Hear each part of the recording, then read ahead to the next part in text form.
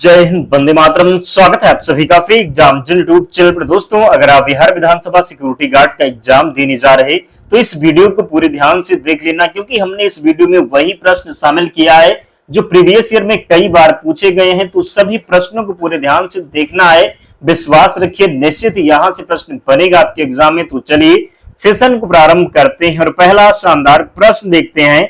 पूछा गया है कि ऊर्जा की एसआई इकाई क्या है, तो जूल हो जाएगा ऊर्जा की एसआई इकाई। विद्युत मात्रा की इकाई पूछा गया है, तो विद्युत मात्रा की इकाई एम्पियर है, याद रखेंगे। अगला है ध्वनि की तीव्रता मापने की इकाई है, तो ध्वनि की तीव्रता मापने की इकाई डेसिबल है। विश्व की सबसे चौड़ी नदी पूछा गया है, तो विश्व की सबसे चौड़ी नदी अमेजन है, क्या है, तो अमेजन है। अगला है सिंधु घाटी के लोग किस पर विश्वास करते थे, मात्र शक्ति पर विश्वास करते थे सिंधु घाटी के लोग। ऋग्वेद की सबसे पवित्र नदी कौन सी है, सरस्वती नदी ऋग्वेद की सबसे पवित्र नदी है। शिवाजी औरंगजेब के आगरा दरबार में कब उपस्थित हुए, तो शिवाजी औरंगजेब के आगरा दरबार में उपस्थित हुए 1666 ईस्वी में। कब, तो शिवाजी औरंगजेब के आगरा दरबार में कब उपस्थित हुए, तो 1666 ईस्वी में। याद रखना है, गलती नहीं करेंगे।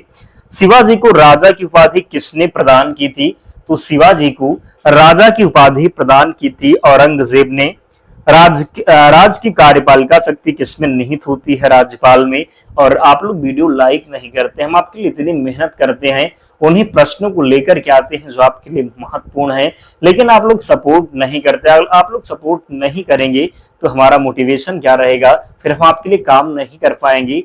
तो आपसे निवेदन है कि अगर हम आपके लिए इतनी मेहनत करते हैं तो आपका भी कर्तव्य बनता है कि आप लोग भी सपोर्ट जरूर करें। तो जिन्होंने अब तक वीडियो को लाइक नहीं किया है तो जल्दी से लाइक कीजिए और चैनल को सब्सक्राइब करना है। विश्वास रखिए, निश्चित ही यहाँ से आपका बहुत ही फायदा होगा। हूबहू प्रश्न एग्जाम में मिलेंगे। तो प्रश्न है कि राज्य की कार्यपालिका शक्ति किसमें निहित होती है, राज्यपाल में। भारत के उच्च न्यायालय के मुख्य न्यायाधीश बनने वाली पहली महिला लीला सेठ। दिल्ली उच्च न्यायालय की पहली महिला न्यायाधीश लीला सेठ। आंध्र प्रदेश उच्च न्यायालय कहाँ स्थित है, तो अमरावती में। सांडों को वश में करने का खेल जलीकट्टू किस राज्य में प्रसिद्ध है, तो ये तमिलनाडु में प्रसिद्ध है। कहां पर, तो तमिलनाडु। सर्वाधिक नगरीकृत महाद्वीप यूरोप है। जैन परंपरा के अनुसार महावीर कौन से तीर्थकर थे, तो ये 24वें तीर्थकर थे। कौन, तो महावीर जो थे ये 24वें तीर्थकर थे, याद रखेंगे। जैन धर्म का आधारभूत बिंदु अहिंसा है। जैन धर्म का आधारभूत बिंदु अहिंसा है। मध्यकालीन भारत की पहली महिला शासिका कौन थी, तो रजिया सुल्तान। पल्लवों की राजधानी बात करेंगे कि पल्लवों की राजभाषा क्या थी, संस्कृत थी। पल्लवों की राजभाषा क्या थी, तो पल्लवों की राजभाषा संस्कृत थी। राजपूत काल कब से कब तक माना जाता है, 6ठी सदी से 12वीं सदी तक माना जाता है राजपूत काल। 712 ईस्वी में सिंध पर मोहम्मद बिन कासिम के आक्रमण के समय वहां का शासक कौन था, तो दाहिर था। कौन, तो दाहिर था। प्रसिद्ध दिलवाड़ा जैन मंदिर ये स्थित है माउंट आबू पर। खजुराहो में स्थित मंदिरों का निर्माण किसने करवाया था, तो चंदेल शासकों के द्वारा खजुराहो में स्थित मंदिरों का निर्माण करवाया गया था। 2.5 दिन का झोपड़ा किससे संबंधित है, मस्जिद से।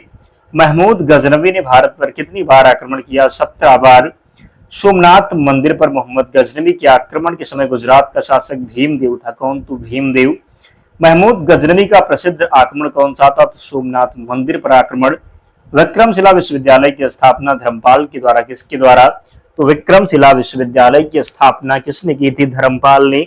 गीत गोविंद किसने लिखी है, जयदेव ने लिखी है गीत गोविंद। जयदेव किसकी सभा को अलंकृत करते थे, लक्ष्मण सेन। अलवर के संस्थापक कौन थे, तो अजय पाल थे। कौन, तो अजय पाल थे अलवर के संस्थापक। किस शासक के दरबार में जैन आचार्य हेमचंद्र को संरक्षण मिला, किस शासक के दरबार में जैन आचार्य हेमचंद को संरक्षण मिला, तो जय सिंह सिद्धराज। जगन्नाथ मंदिर किस राज्य में स्थित है, तो ये उड़ीसा में है। भारत किस देश को लौह अयस्क का सर्वाधिक निर्यात करता है, तो जापान। टिन खनिज से युक्त भारत का एकमात्र राज्य कौन सा है, तो झारखंड हो जाएगा। क्या होगा, तो झारखंड होगा।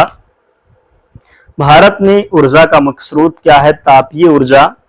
राजस्थान में खनिज तेल के विशाल भंडार कहाँ पाए गए? तो ये बाड़मेर में। कहां पर? तो बाड़मेर में। विश्व में कोयला उत्पादन में अग्रणी देश कौन सा है? चीन होगा। भारत में सर्वप्रथम खनिज तेल कुआं कहां खोदा गया? तो डिगबोई, असम में। कहां पर? तो डिगबोई, असम इसका राइट आंसर होगा। खनिज तेल खपत की दृष्टि से विश्व का दूसरा देश कौन सा है? तो चीन है। कौन सी प्रक्रिया प्रकाश और ध्रुवण बात करिए, कौन सी प्रक्रिया प्रकाश और ध्वनि दोनों में विघटित नहीं होती? तो ध्रुवण। भारतीय राष्ट्रीय आंदोलन की 1885 से 1905 की अवधि को कहा जाता है? तो उदारवादी चरण। 1885 से कब से? तो 1885 से 1905 की अवधि है, इसे उदारवादी चरण के रूप में जाना जाता है। यह प्रश्न याद कर लीजिएगा, मिलेगा एग्जाम में, और मिलेगा तो आपको सही करना है, इसलिए जरूर याद करना है। ऊर्जा संरक्षण अधिनियम कब प्रभावी हुआ? तो ऊर्जा संरक्षण अधिनियम प्रभावी हुआ 2001 में। कब? तो 2001 में। किस राज्य विधानसभा में सदस्यों की अधिकतम संख्या है? तो पश्चिम बंगाल में है। स्वतंत्र भारत के प्रथम विधि आयोग की स्थापना हुई थी 1955 में। किसने मोहम्मद अली जिन्ना को हिंदू मुस्लिम एकता का दूत कहा था? सरोजिनी नायडू। केंद्रीय जल विद्युत शोध केंद्र कहाँ स्थित है? तो खड़कवासला में। किस उद्योग में निवेश के लिए लाइसेंस प्राप्त करना आवश्यक है? सिगरेट निर्माण उद्योग। भारत में रासायनिक उर्वरकों के दो बड़े उपभोक्ता हैं? तो पंजाब एवं हरियाणा। एमपी में पीतमपुरा किसके लिए जाना जाता है? ऑटोमोबाइल के लिए जाना जाता है एमपी में पीतमपुरा। भारत में कृषि आयकर लगाया जाता है तो किस पर? राज्य सरकार। किसके द्वारा? तो राज्य सरकार द्वारा। भारत में कृषि आयकर लगाया जा सकता है तो राज्य सरकारों द्वारा। झारखंड में कोयला की खानें कहाँ स्थित है? तो ये स्थित है झरिया में। कहां पर? तो झरिया में स्थित है कोयला की खानें। भारत में सर्वाधिक कोयला भंडार कहाँ पाया जाता है? तो झारखंड में। कहां पर? तो झारखंड। स्वर्ण मुख्यतः कहाँ पाया जाता है? तो ये पन्ना में पाया जाता है, पन्ना में। भारत का वह राज्य कौन सा है जो गंधक के उत्पादन में आगे है? हरियाणा। विश्व में सर्वोत्तम किस्म का अवफरक कहां से प्राप्त होता है? हजारीबाग। कंप्यूटर का नियंत्रक भाग सीपीयू। कंप्यूटर की बौद्धिक बनावट कहलाती है हार्डवेयर। किसने पहला यांत्रिक कंप्यूटर बनाया जो भविष्य के कंप्यूटर के लिए प्रतिकृत सिद्ध हुआ? चार्ल्स बेबेज ने।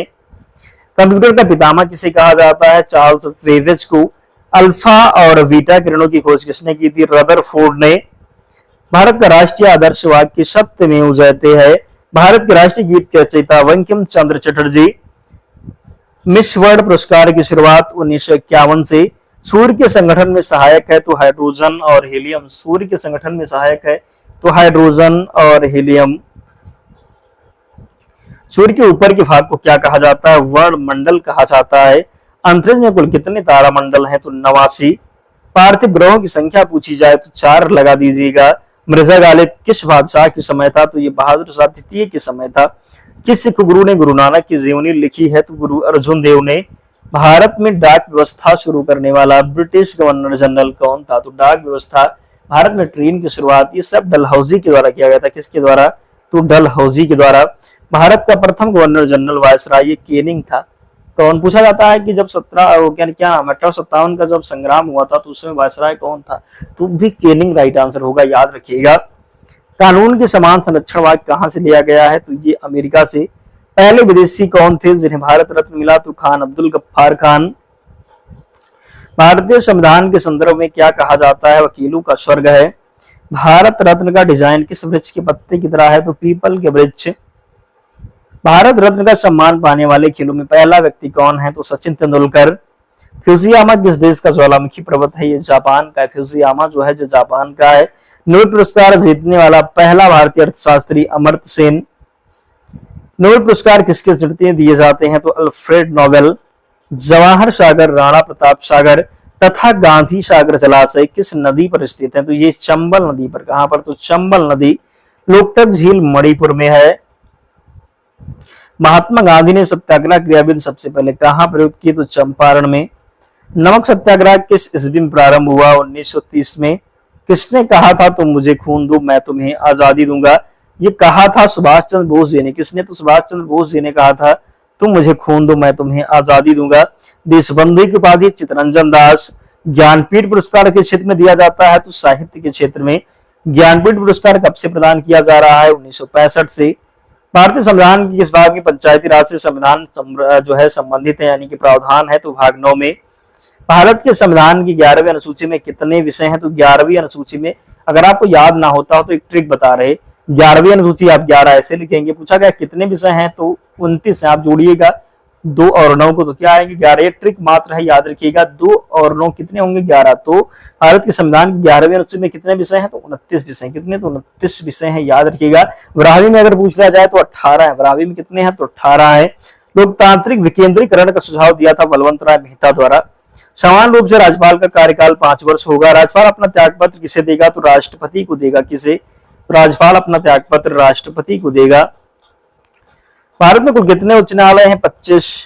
पटना उच्च न्यायालय की स्थापना 1916। भगवान बुद्ध को ज्ञान की प्राप्ति हुई थी कहां पर? तो बोध गया में। कहां पर? तो बोध गया में ज्ञान की प्राप्ति हुई थी। पूछा जाए सबसे ज्यादा उपदेश गांधी जी ने कहा दिया था, तो ये दिया था श्रावस्ती में।